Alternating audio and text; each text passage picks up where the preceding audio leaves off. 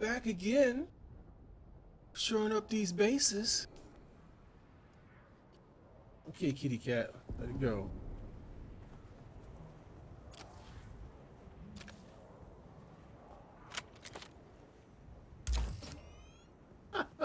It was right outside the building. Let's see. It was right there with the goods.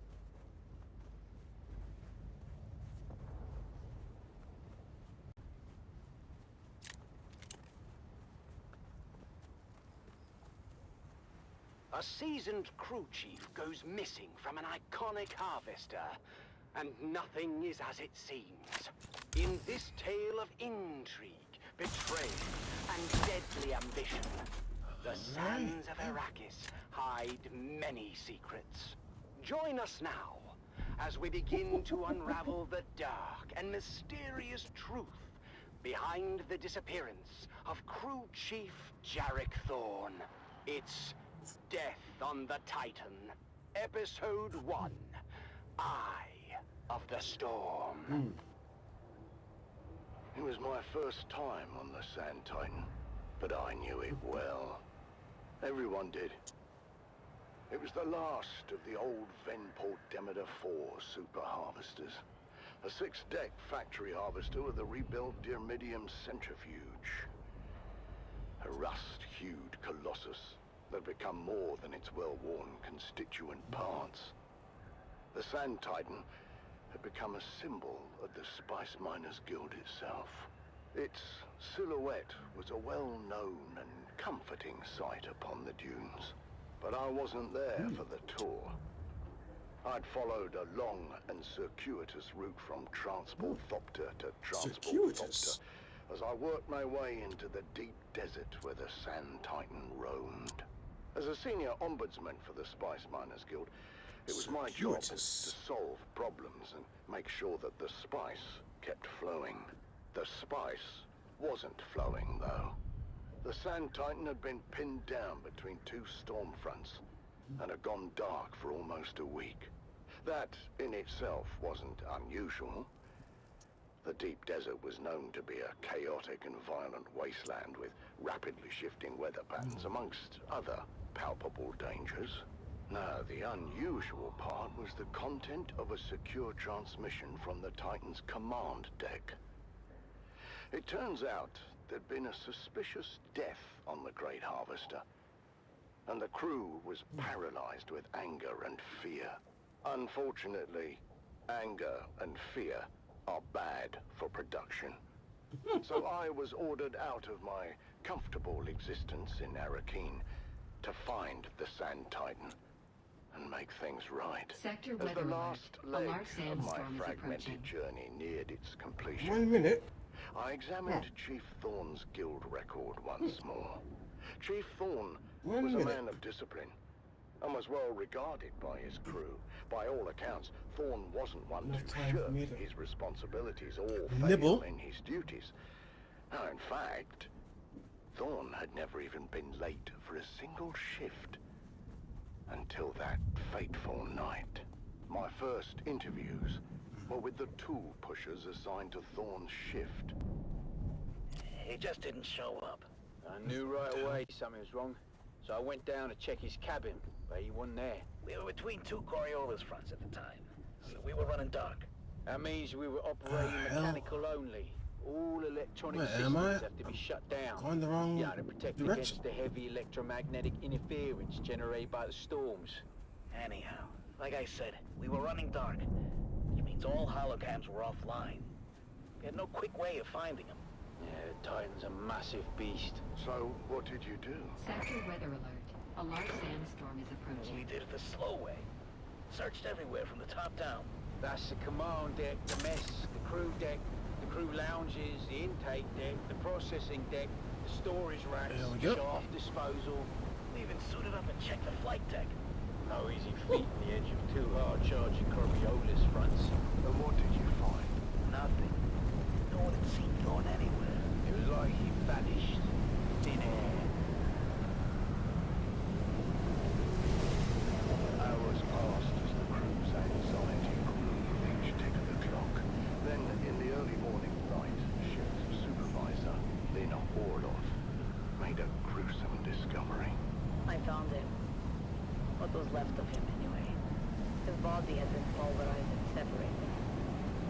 I only knew it was him from the clotted tuft of blonde hair mixed into the stew of blood and bone. Crew Chief Thorne was dead. That was for certain. And the circumstances of his death were anything but clear. But what might have been written off as an accident at first soon began to look more and more suspicious. This isn't supposed to be possible. The mechanical separator had a failsafe built in. A dead man's switch to prevent this very thing from happening. Someone had to deliberately override that and multiple other safety features to cause... Still stuffing my face. At that point, Captain Andahar Noah, the Sand Titan's capable leader, sent his call for help before launching his own investigation. And among the crew, one name quickly rose to the surface. Deckhand Rico Marr. After an anonymous report, Rico had been investigated for skimming unprocessed spice, an offense that led to a heated confrontation with Crew Chief Thorne. Tell me, Tessa, how did you come to be in the crew lounge when Thorne and Rico came to blows? It was Captain Noah's Oath Day. I was passing through the lounge on my way to pick up the cake. Okay. Yeah. And what did you see when you got there? Thorne and Rico going at it. Well, there was a lot of yelling at first, but it got physical quick. I mean, Rico was a big guy, but Thorne knew how to fight and laid a beating on Rico. We separated them before it got too bad, but you can see for yourself. The holocam caught the last part. That's completely in a Think you can humiliate me like this? weird location. Now I got all the way there. Count yourself lucky, thief. In the old days, they would have fed you through the mechanical separator. I have no bloody idea how that got there. I've never seen that before. The incident had been diffused, for the time being. But the tension between Thorne and Rico was palpable. Was it enough to drive Rico Marr to murder? That's what I was working to find out. I was shift supervisor in Chief Thorne's next rotation. And how would you characterize Thorne's state of mind? Thorne was worried. He didn't report the fight with Rico straight away, which is weird for such a straight out. What happened next? Just We get don't know to all the notice details, that. Holocam coverage tracked Rico to Thorne's cabin time. later the same night. There was some kind of second altercation. Did Rico have an alibi for the time of Thorne's disappearance? No, he didn't. He claimed he was in his quarters the whole time. But the stormfront had closed in and we were running dark. There was no way to confirm his location with the holocams. So, with suspicions mounting against the deckhand, Captain Noah ordered Rico Marr to the brig. And what we found next raised even more questions. What am I looking at? That's a mnemonic film wire containing a coded message to Thorne. I knew exactly what it was, but I wanted to learn what the shift supervisor knew. Far as we could tell, the code was based on old cipher used by Atreides signal intelligence. Almost The full. plot was thickening. The plot Why was was thickening. Thorne receiving secret messages from the Atreides? And why was that message in Rico's possession? Over here, huh? What that might have been. I hadn't decided yet whether Rico was lying or not, but it seemed the crew had made up their minds.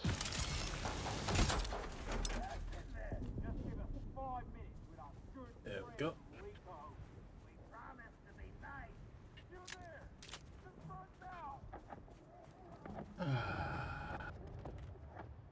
Communications specialist Jed Dolan was tasked with deciphering the secret message, and I tried to impress upon him the importance of doing a quick but thorough job. What started as a murder was rapidly becoming something else, and I had to get to the bottom of it quickly. The Spice Miners Guild had a mandate to remain neutral in the ongoing war of assassins, and had successfully done so. Thus far. Or had we?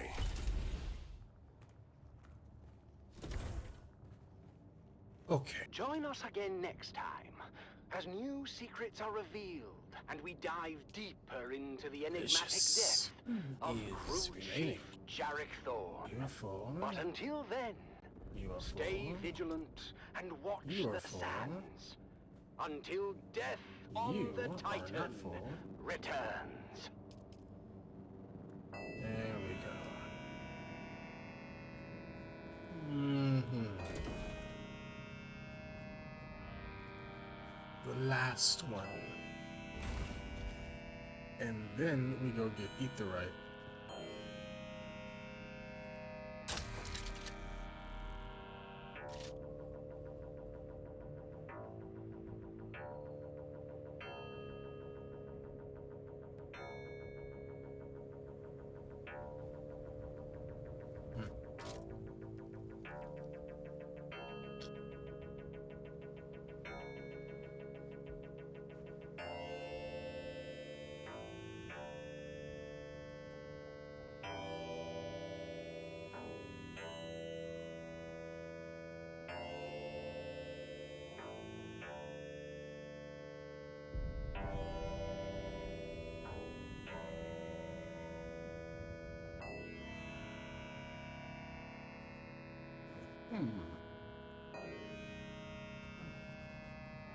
Set that one. Sorry about that.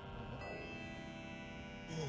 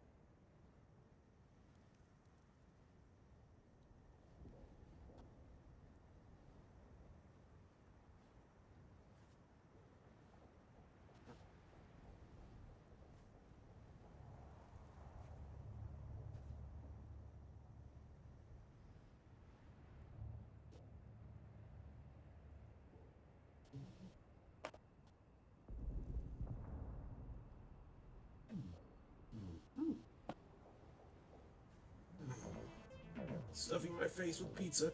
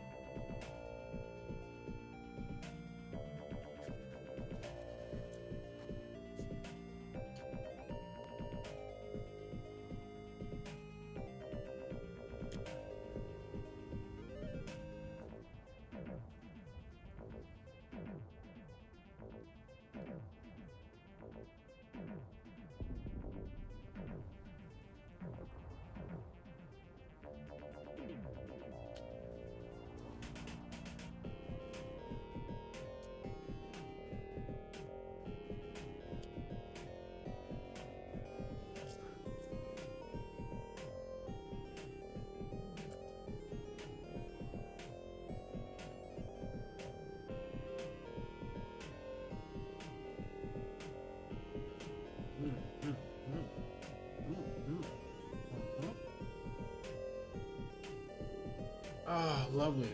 Lovely.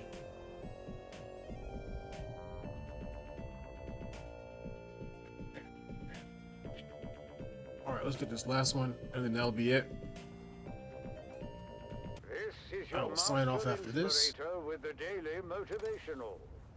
Today we must remember we don't work for recognition, but to work worthy of recognition.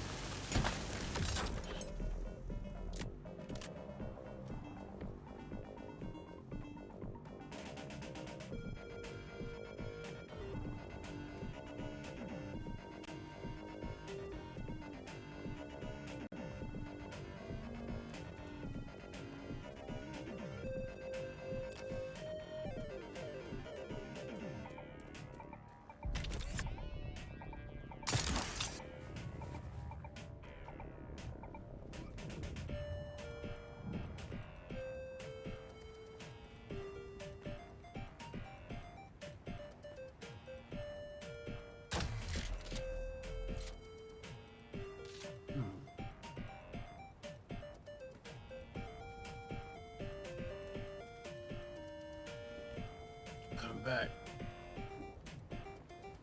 I'm gonna circle back to get that one.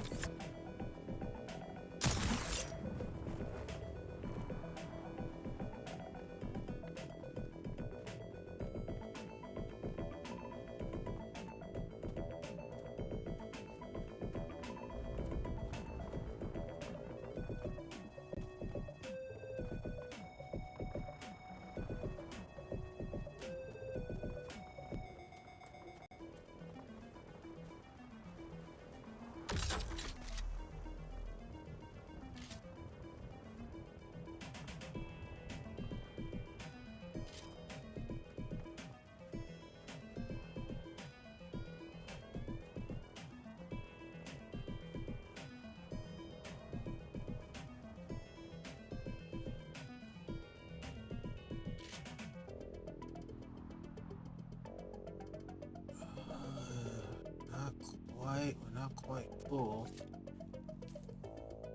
What do we got? 300 and something?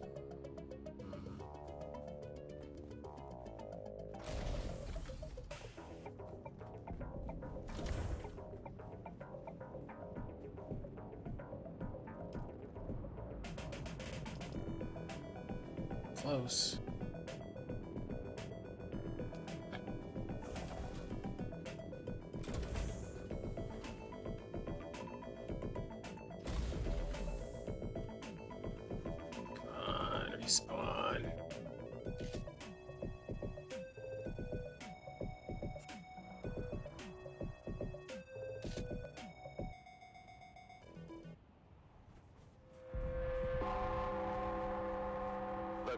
900 Communinet Theater presents an Arakin Playhouse production of 5 Days at Carthage. Brought to you by the generous patronage of the Padishah Emperor and the tireless support of the Spice Miners Fellowship and Leisure Committee.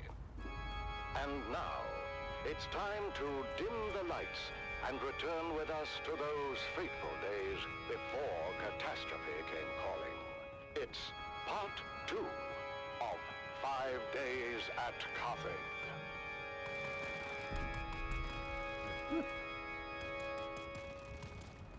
The Imperial Scenarist Guild has been provided unfettered access to the sealed records and testimonies of those who survived the Carthage incident. The following dramatization represents the official truth minutes. as judged and signed by the Imperial Chamber Court and Aulic Council. So let us journey then to the burning sands of Arrakis, a desert planet in a far-flung corner of the known universe. The year is not getting any respawns. 1094, and the war of assassins between House Atreides and their ancient enemy House Harkonnen is well underway. We join our story in the bleak hills of the Simpo Uplands, a barren and windswept place devoid of Is that any it? life. We got no Devoid, respawns? but for the crew of smugglers carefully negotiating the rat-blasted hellscape.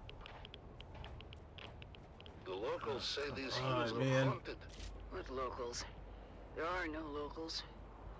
Not anymore. That half-blind fortune No teller in Arson respawn. said these hills were wild with evil spirits.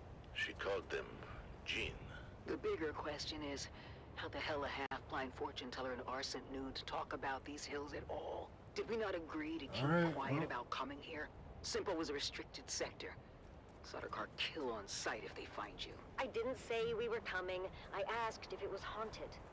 Chingo and Max were saying it was, and I don't want any part of any ghosts or jinns or whatever.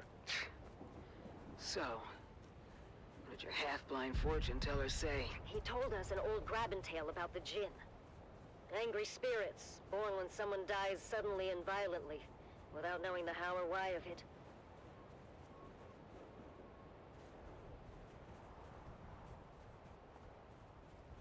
Sorry, Stisk. Well said you had big people pause in there. Simpo. Contact. Get ready. Around the next bend No on my mark. respawns. Something's up. Go!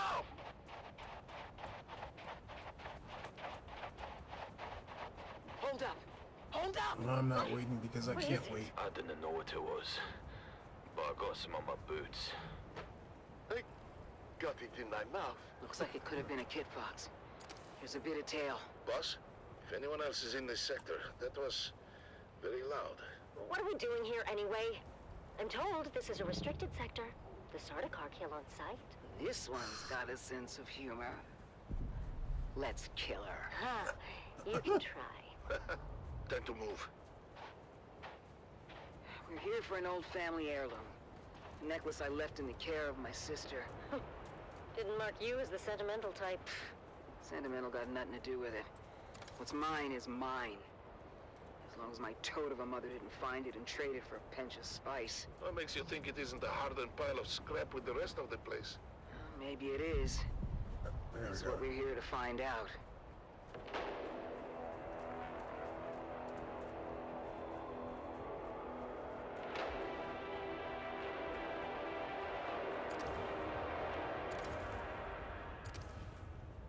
What is this stuff? Regular old sand. Heated to 5,500 degrees. Who did this? Surprised you don't know. Your honorable Duke was in the thick of Alright. it. Well, It was before she arrived on Arrakis. And not a story either side wishes to tell. What story, Val? Simpo was a have Harkonnen village, respawns. even after Shaddam took Arrakis from us. He means the village elders were bought and paid for. Anyway, it seems the town water system had a crack in it, or a deficiency of some kind. But no matter how many times the village petitioned us for help, they were met with Yep, typical there we go. Harkonnen indifference. Granted, we had a That war just of took assassins forever. to wage, and there were other priorities. But that didn't sit so well with the younger folk in the town. Seems that dying of thirst makes you cranky. Go figure. Oh, let me guess. They went behind your backs to the Atreides. You got a smart one here, Val. Don't screw it up. Of course. That clever bastard Dufir Hawat immediately saw both the strategic and propagandic value in turning a Harkonnen stronghold. Duke Leto tasked his best men with the job.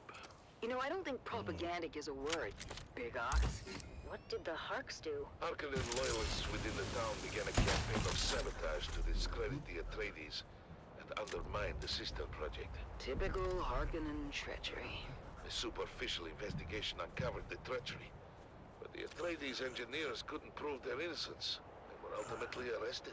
I'm sure that didn't sit well with the Duke. The Atreides acted quickly and decisively, deploying a full garrison to free their engineers and install the younger upstart villagers as the new town leadership. I'm sure that fat slig of a bear would love to hear that. He did not.